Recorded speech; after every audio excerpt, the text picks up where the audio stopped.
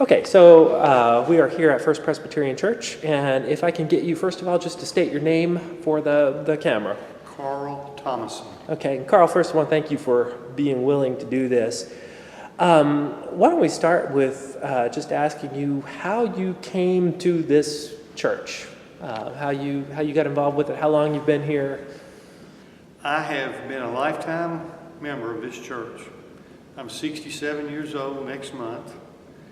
I was born in 47 and baptized at 6 months of age. My mother was a Presbyterian and married a good Baptist, and she told my dad when they got married that he was going to become a Presbyterian. And the family has been Presbyterian ever since. And that baptism was in this church. So do you, obviously you don't remember it, but do you have pictures, or have you heard stories? I have pictures.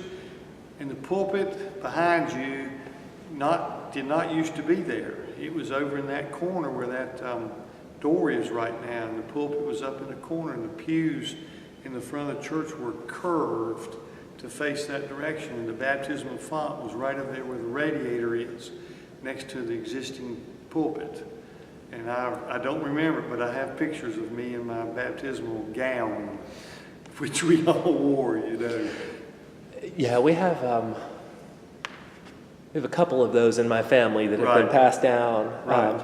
So was that gown one that had been passed down, or was it? It was passed down from my mother to my brother and sister and I have no idea where it is now. It would be close to 60, 70, maybe even 100 years old. But I don't know where it is now.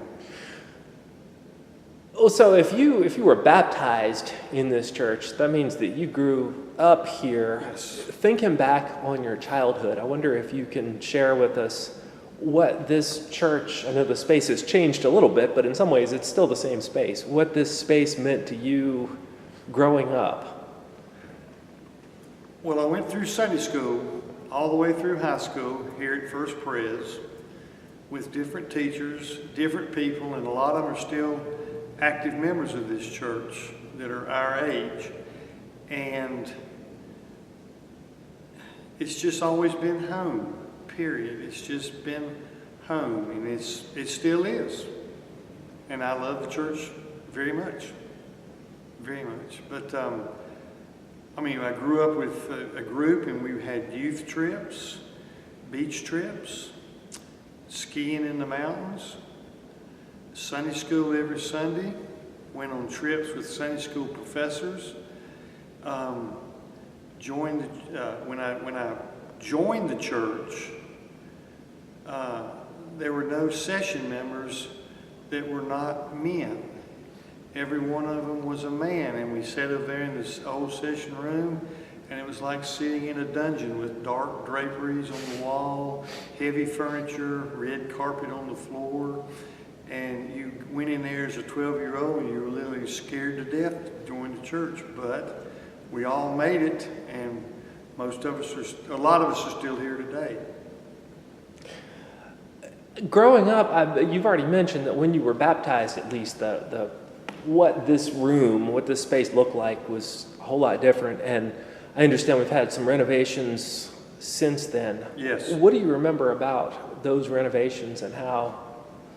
We've gone through 2 stages of renovations. After the church had to be modernized, we had a good Episcopalian architect come in here, and this whole chancel area was redone from the pulpit over there, and the pulpit and the lectern were all on the same height. And for 25 or 30 years, we had the choir set on straight pews here behind the pulpit and behind the lectern. And that has changed for the fact that we went through a second renovation 10 years ago where we opened up the chancel area, put the pulpit at a higher level than the lectern, redid the choir, bought the new organ, and redid everything up in the front in the chancel area so that it would be more open and we could do more with it than the way it used to be. The choir used to face each other just in straight pews up there. Now, the choir faces out here to the auditorium, so to speak, the sanctuary. And it's much more, that's not a good English. It's a better atmosphere the way it is now. It's just more comfortable.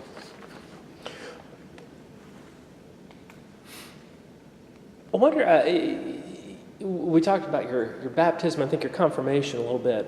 Mm-hmm. What are some of the other experiences that you've had at First Presbyterian that you think are particularly significant, that are meaningful to you? First Presbyterian was the first church in the Western Presbyterian, Western North Carolina. Was the first church to take a third-year student from Richmond at Union Seminary and let them live and be a pastor here at this church.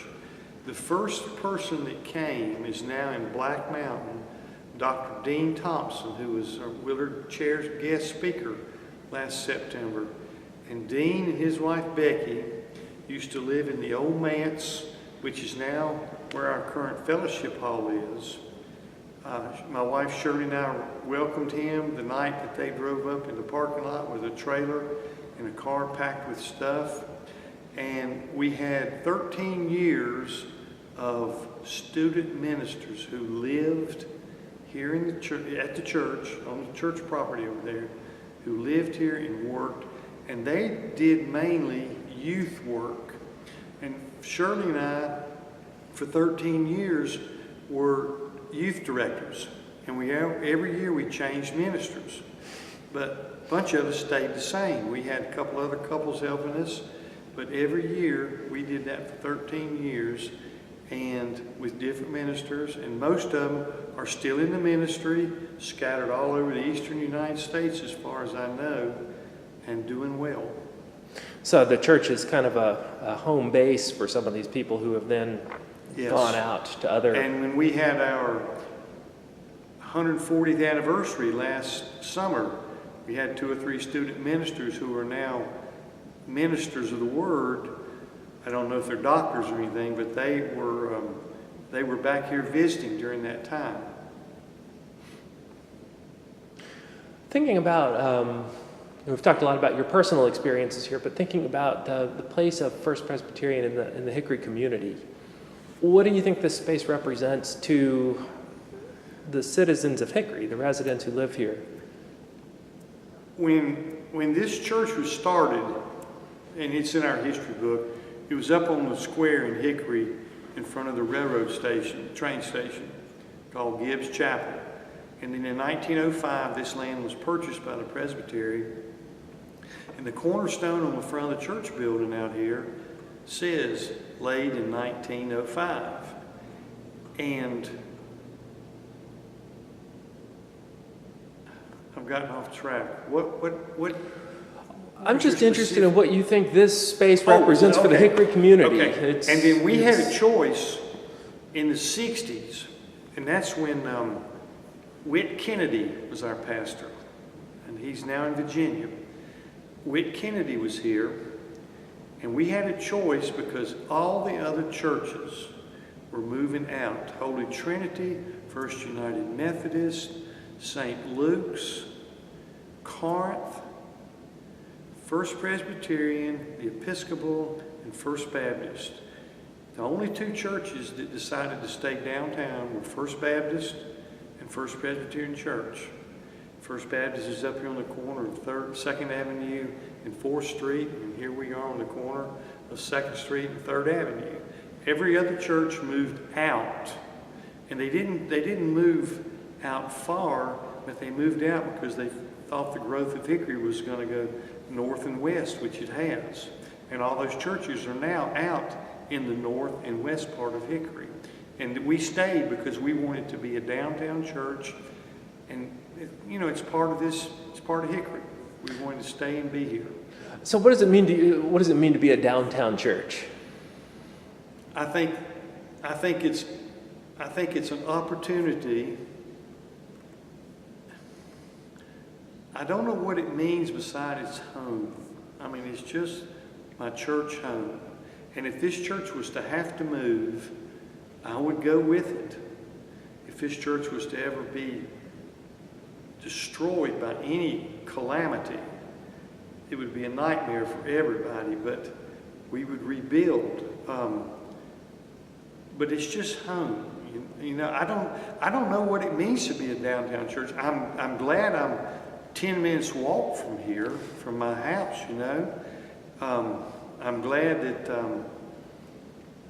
we're a downtown church, because we do serve not just our people, but we serve other people. Sabbath soup, the homeless come here and we get help, and the other activities that we can have.